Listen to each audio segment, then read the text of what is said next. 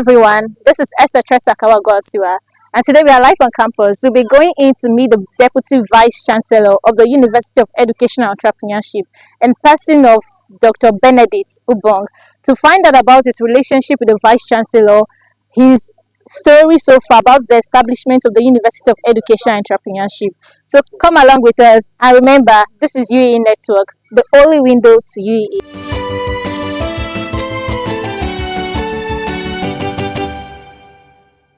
Hi guys, so right now we are live here on campus and I'm with the Deputy Vice-chancellor of the University of Education and Entrepreneurship. So sir, can you briefly introduce yourself? Okay, good afternoon, ladies and gentlemen. My name is Benedict Ubong, staff of the University of Education and Entrepreneurship, and the chief servant of the university, or the chief servant of the university, serving as a Deputy Vice-chancellor administration. So sir, can you tell us your relationship with the Vice-chancellor as a deputy? Well, the Vice-chancellor, Professor Patrick Inyo Asuko, is my immediate boss here in the university. Since the adoption in office and my appointment to work with him as a foot soldier, we have been working very harmoniously and cordial spirit. The man called Patrick Asuko, I've come to discover the great leadership qualities that are in him, and the zeal and the passion that he has for the development of education sector, with particular reference to our young University of Education and Entrepreneurship. I have no other option than to put all my best to ensure that he succeeds in the mission, vision, and the core mandate of establishing University of Education and Entrepreneurship. In the summary of it is that our relationship has been very cordial, brotherly, and very peaceful. Okay, sir. When giving an offer, a very juicy and suitable offer to work as a provost in a prestigious university or a college, will you accept it? That is a very difficult question to crack, but as a matter of fact, with the passion the Vice-chancellor has displayed to help to actualize the dream of the state governor, His Excellency Senator Prince Bassey Edetu II, by establishment of this new university, and we are all in a ship to see how we can build and develop this mandate given to us. I think for now, I will remain in the partnership to ensure that child that is given to us to groom, will groom such a child to a better footing before you think about going to somewhere else. But what I'm saying is that for now, I think money is not all about life. The name is greater than money or material things. I think I will stay behind and contribute my own quota as I've been doing to the Vice-chancellor. If I leave the Vice-chancellor today with all our plans to see how we can actualize the dream of the university, we will keep him off track. So I have to be here with him to ensure that we work. So how will you describe your relationship with other staffs? All right, since my appointment as a staff of the then college, in the front college, and now in university, my relationship with my colleagues has been very, very cordial, as mentioned, and also very peaceful. I think staff rely much on my inputs. I serve as an engine room to guide my colleagues, to also to guide management. I think VC did not make any mistake in bringing me to work closely with him as a Deputy Vice-chancellor. It's not because I'm the best, it's because he maybe probably saw some qualities in me that I'm going to guide him all through. But since then, I thank God that we have not had any fracas with either the students or the staff. Our relationship has been very peaceful and very cordial with all staff and even including the students. Okay, so this January made it a year this university was established. So can you tell us the story behind meeting up with the core mandate of its establishment? Well. I tell you that from statistics, being an educationist and working in the education sector, when institutions of these natures are being established, they take them time before they will stand on their feet. But I tell you on good authority that University of Education has come to stay, and we are working very strong. This is our second year, great counting. The very first year, we had a population that impressed the society. And our students that were admitted, as been claimed by some people that we went to the gutter to pick the dregs. Our students are not the dregs. Our students are quality students. Yes. Our students are people that can compete themselves with any other student in the whole of this world. And that's why we are here. I'm doing interview with students. I'm not doing interview with journalists. I'm not the student of UEE. And for someone to stand and claim that we went and picked the dregs from the street, I think the person is mischievous. I tell you that we are great.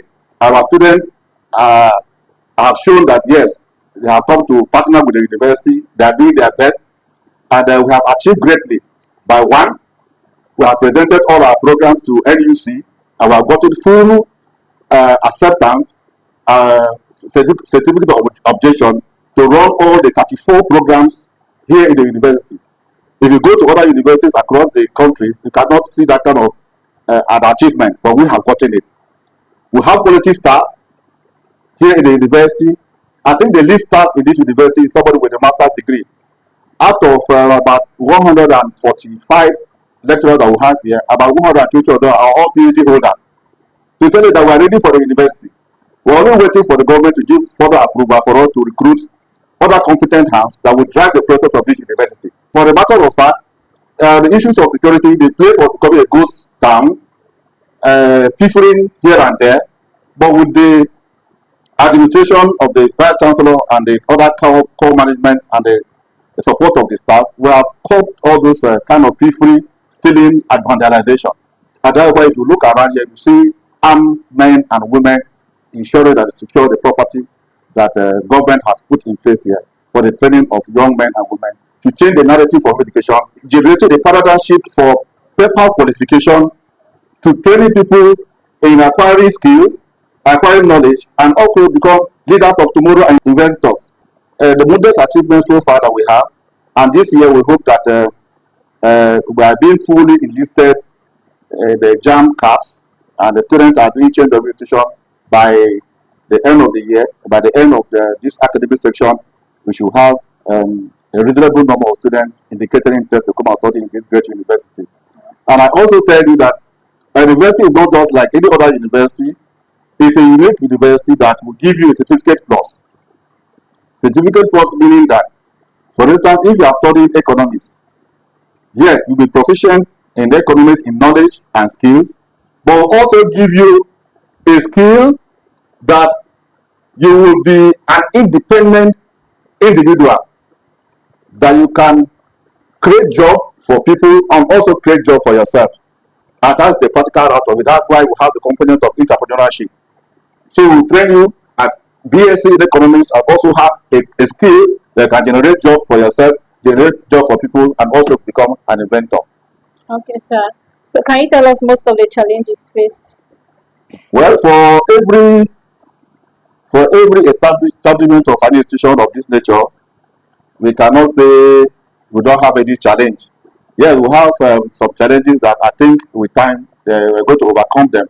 I think one of the major challenges that we have is thinking about staff strength, because enrollment is increasing. Yes. By the first year, we have first set of students. By this second year, we have another set of students. So the student enrollment is increasing, and the student enrollment is increasing. We also require some staff that will also expand in the scope of delivering of the academic content. So shortage of staff is one of the major challenges that we experience here. Then the power outage, because the institution is not connected to the national grid. So we are depending solely on diesel and also on the inverter.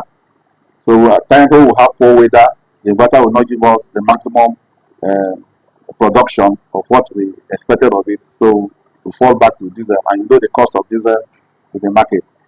So finance is that I'm saying finance is part of the challenges that we experience here.